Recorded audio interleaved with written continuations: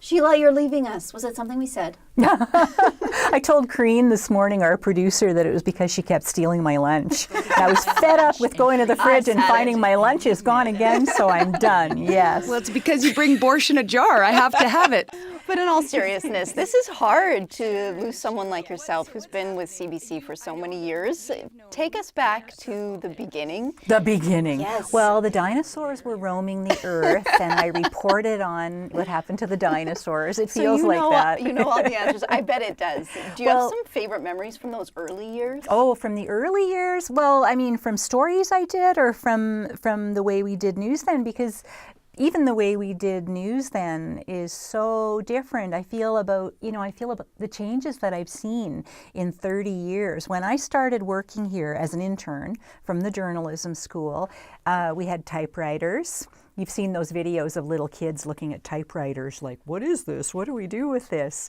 And I used to come in the morning and do the early morning news run, and the wire copy, which now of course is all on the computer, would be rolled up on the floor, and I'd have to roll up all the wire copy and rip through it looking for Saskatchewan stories. And there were ashtrays on the desks, and a lot of guys especially sitting around with their feet up smoking cigarillos, and it's hard to believe that even then some of the assignments tended to veer towards the softer assignments for the women that were in the newsroom. So it was very different when you look at how much news has changed in 30 years and how we cover news now, how we report it, the role that social media plays. I remember when email first came along, do you remember there was a server, Eudora?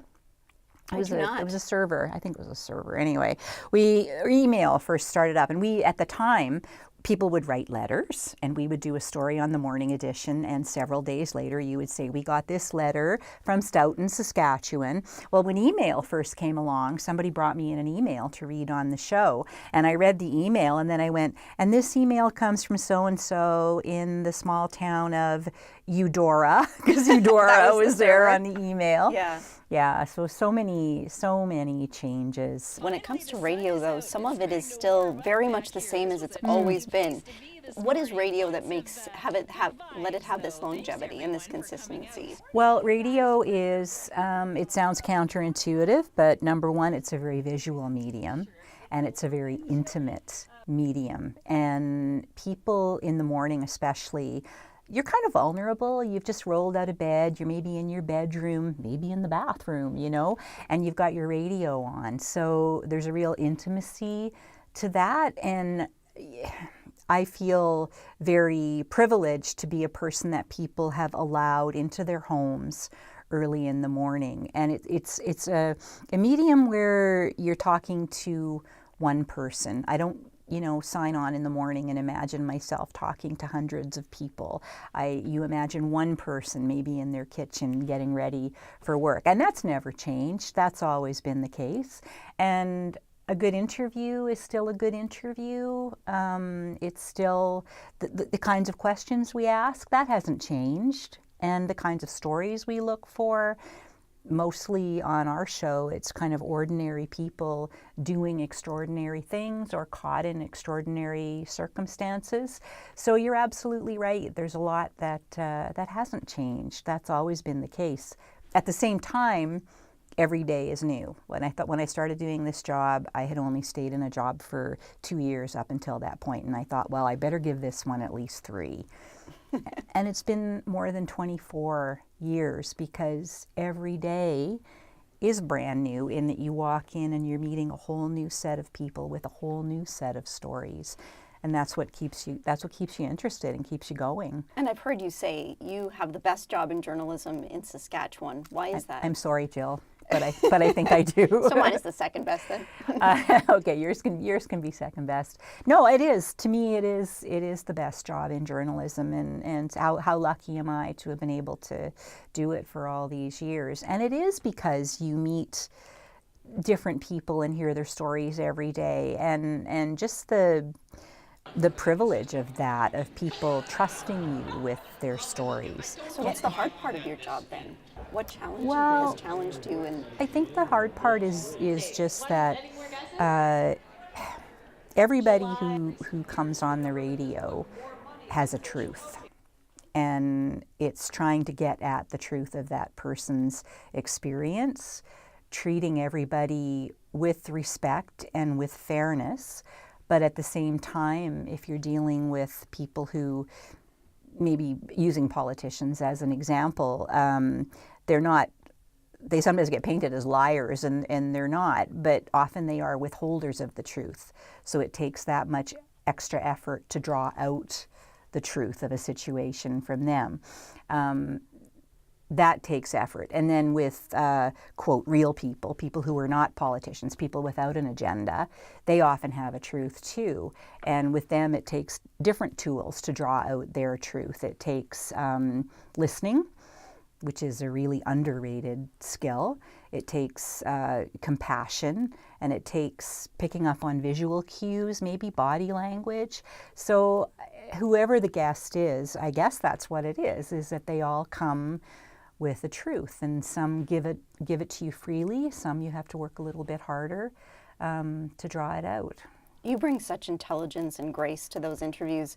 Did that come to you early on, or was that something you developed over these thank years? you for saying true. that. I don't always feel that way.